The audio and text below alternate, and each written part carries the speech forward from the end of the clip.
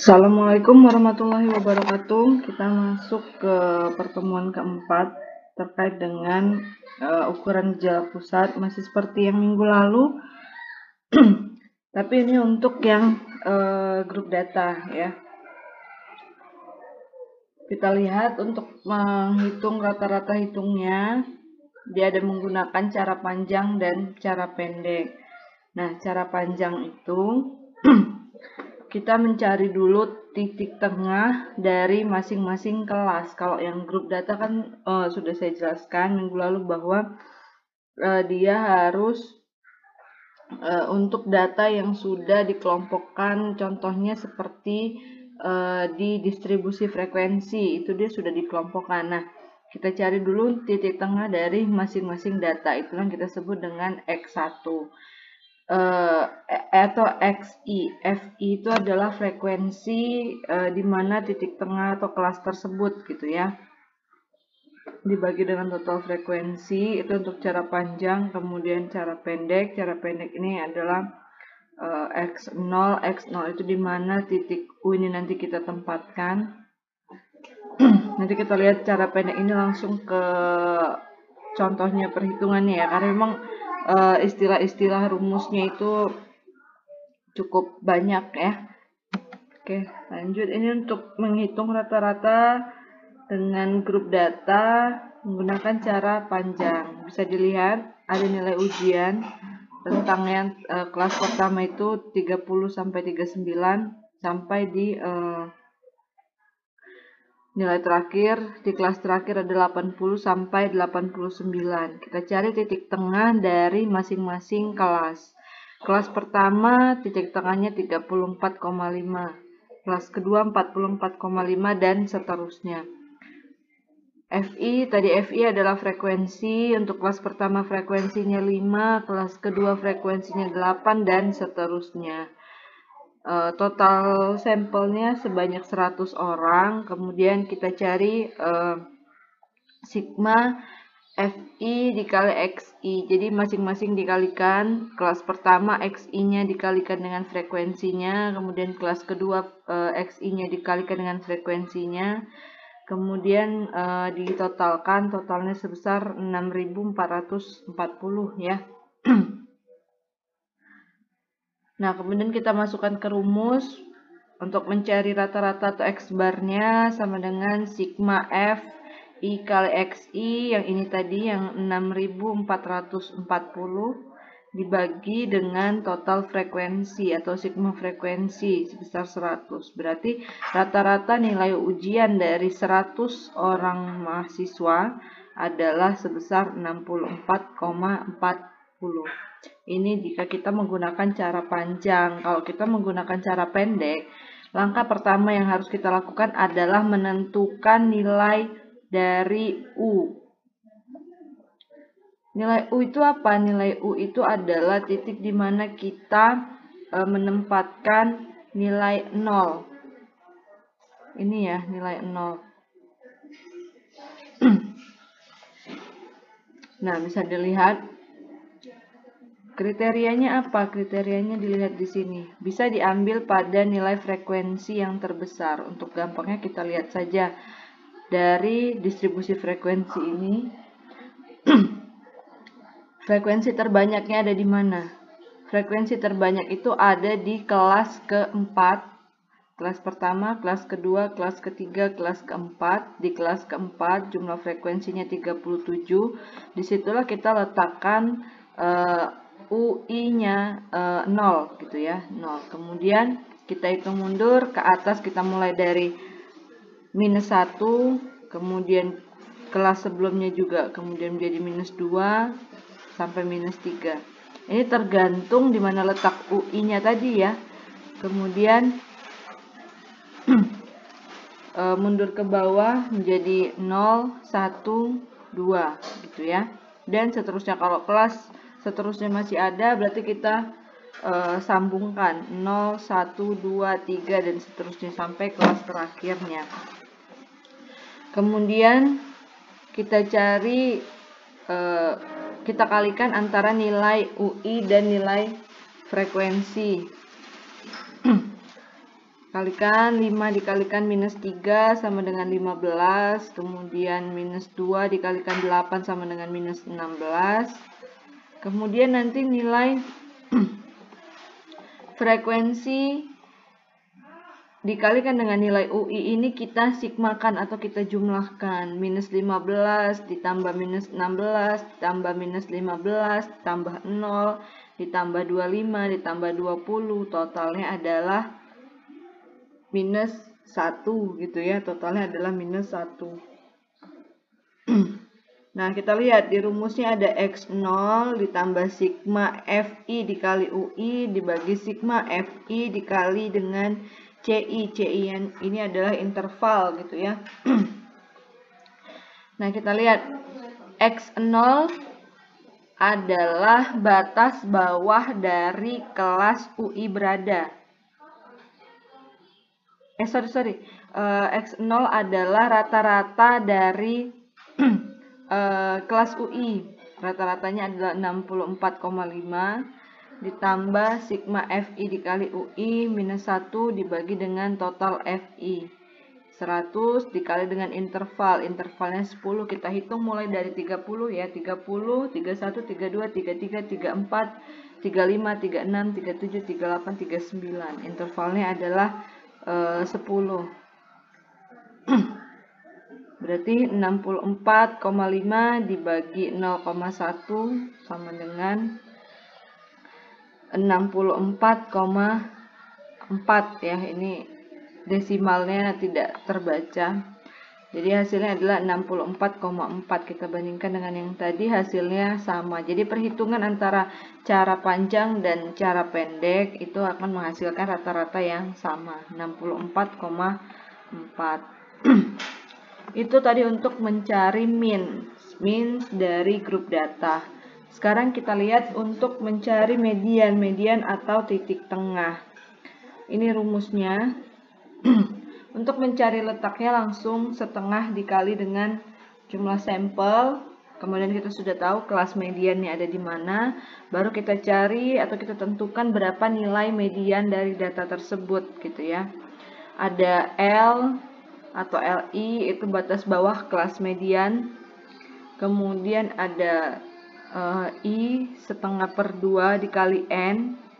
I itu tergantung nanti, biasanya kalau dia kuartil, desil, persentil, kita kan menentukan dia kuartil ke 9, misalnya I-nya berarti menjadi 9 gitu ya. Kemudian N itu jumlah sampel dikurang dengan frekuensi sebelum kelas median dibagi dengan frekuensi kelas median dikali dengan interval kelas median. Kita lihat contohnya yang tadi. Letak kelas median adalah 100 dibagi 2. 100 bagi 2 berarti dia ada di data ke-50. Kita hitung data ke-50. Karena untuk menghitung median datanya harus di array dulu atau harus diurutkan dulu dari yang terkecil hingga yang terbesar. Berarti kita sudah bisa menentukan data ke-50 itu ada di kelas keberapa kan gitu ya. Nah, kita hitung di kelas pertama itu data pertama sampai data ke-5. Di kelas kedua itu data ke-6 sampai ke berapa itu? 6 tambah 8. Sampai data ke-14. Ya. Kemudian di kelas ketiga itu data ke-15 sampai ke 30 berarti ya. Kita mau tahu data ke-50 berarti dia ada di kelas ke-4. Data ke-50 itu ada di kelas ke-4, maka kelas ke-4 inilah yang menjadi kelas mediannya. Berarti data di mediannya itu ada di antara 60 sampai dengan 69 gitu ya. Nah, kita lihat rumusnya. LI ini adalah batas bawah kelas median ditambah dengan I per 2, karena ini tadi adalah median, berarti langsung aja 100 per 2 1 per 2 dikali dengan N. N-nya adalah frekuensinya. Berapa frekuensinya? Total frekuensinya 100. Total sampelnya 100 dikurang dengan frekuensi sebelum kelas median. Ini total ya, total frekuensi sebelum kelas median dibagi dengan frekuensi kelas median dikali dengan interval. Nah, kita lihat batas bawah kelas median. Batas bawah kelasnya adalah 60, kita cari tepinya, berarti 59,5 ditambahkan dengan setengah dikali total sampel, setengah dikali 150 dikurang total dari frekuensi sebelum kelas median. Sebelum kelas median itu berarti karena kelas mediannya kelas keempat, berarti sebelum kelas median itu adalah kelas pertama, kelas kedua, dan kelas ketiga. Berarti kita jumlahkan ya, 5 ditambah 8 ditambah 15. Bisa dilihat di frekuensi kumulatif, lebih gampang ya. 5 tambah 8, 13, 13 ditambah 15, 28. Dikurang 28 dibagi frekuensi kelas median. Frekuensi kelas median sebesar 37 dikali dengan tadi intervalnya 10, hasilnya adalah 65,445. Gitu ya. Jadi median dari data tersebut adalah 65,44. Ini untuk menghitung mediannya. Sama untuk kuartil, desil, persentil, konsepnya sama dengan menghitung median. Nanti nilai I itu tergantung, misalnya kuartil, tergantung dengan kuartil berapa yang ditanyakan. Apakah dia misalnya ditanyakan kuartil 3, berarti di sini 3/4, mana ini ya? Nah, 3/4, I-nya diganti jadi 3, 3/4 dikali dengan N, jumlah sampel.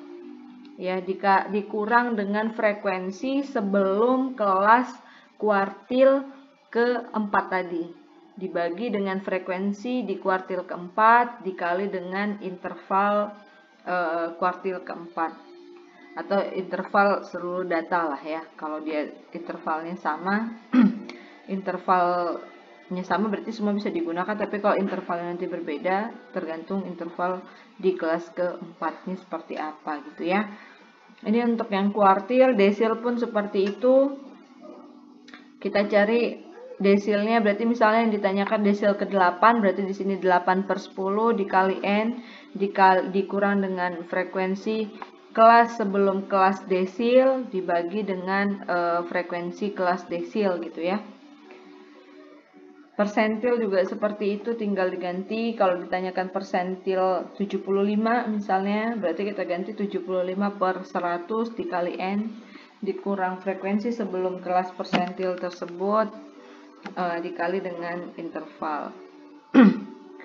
Ini untuk mencari nilainya, jangan lupa ditentukan dulu letak masing-masing yang ditanyakan tadi. Kalau yang ditanyakan tadi kuartil keempat, berarti kita cari dulu 3/4 dikali dengan 100, berapa hasilnya. Disitulah nanti letak dari si kuartil ke 3 tadi gitu ya, dan seterusnya.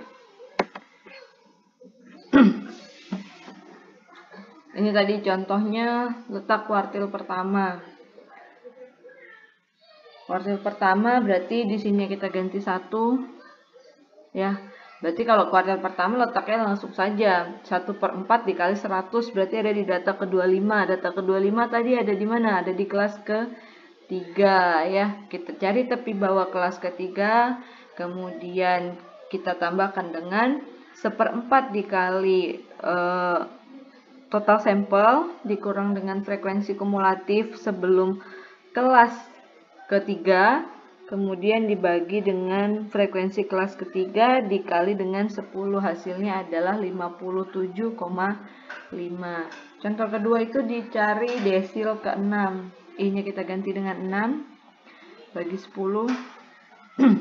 Kita tentukan dulu di mana letak dari desil ke-6, berarti 6/10 dikali 100. Berapa? 6/10 dikali 100.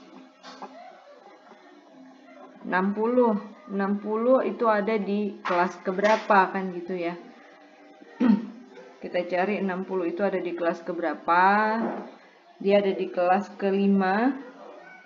Kemudian tinggal kita kalikan 10, hasilnya sekian. Kemudian ini persentil ke-10, kita cari dulu persentil ke-10 itu ada di kelas keberapa. Berarti 10/10 100 dikali dengan 100 gitu ya, itulah letak persentil ke 10. Itu tadi persentil. Kemudian sekarang modus berarti nilai yang paling sering muncul. Letaknya kita sudah pasti tahu ya, letak modus tadi ada di kelas keempat karena data terbanyak ada di kelas keempat sebesar 37 gitu ya frekuensinya. Tapi kita perlu tahu berapa nilainya kan gitu ya.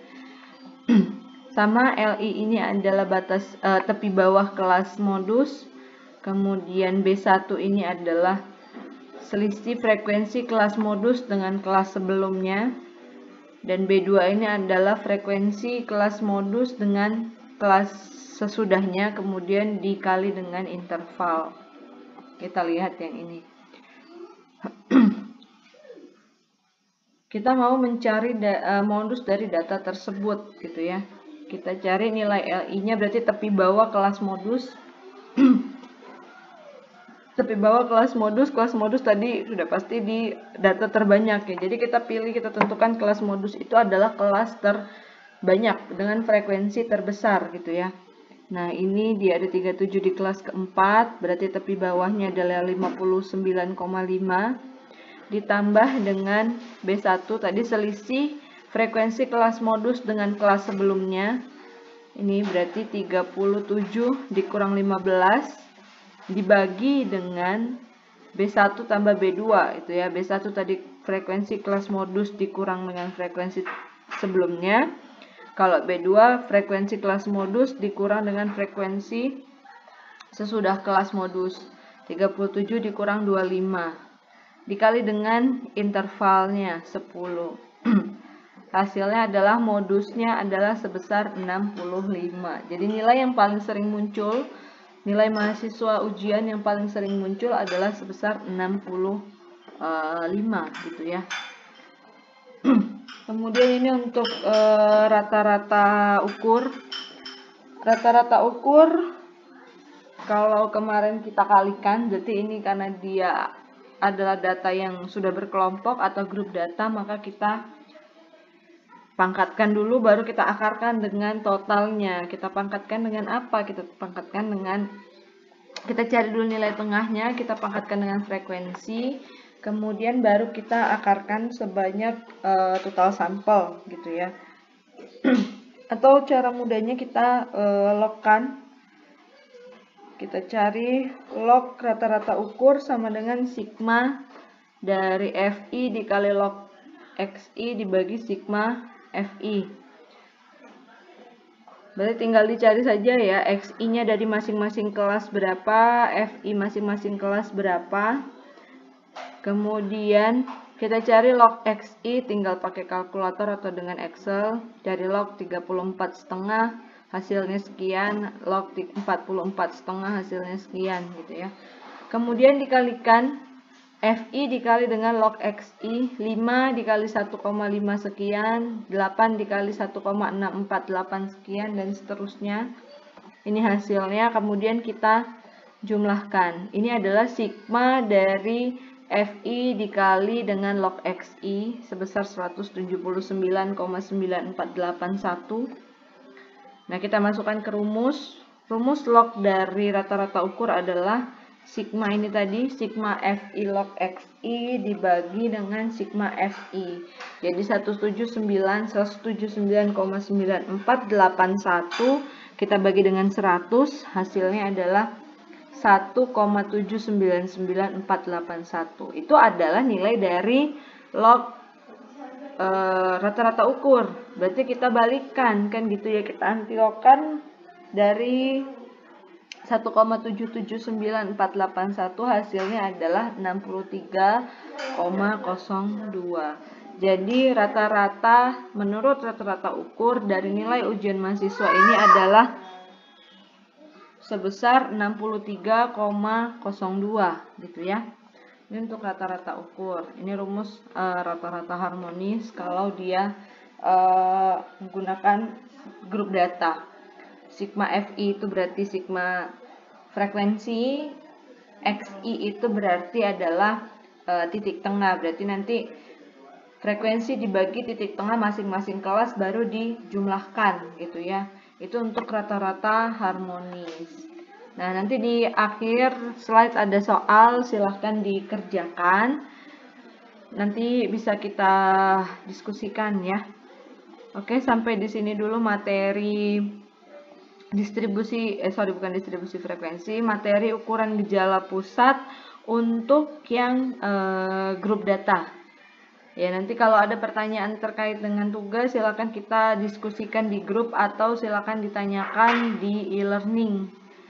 Oke ya, saya akhiri presentasinya. Assalamualaikum warahmatullahi wabarakatuh.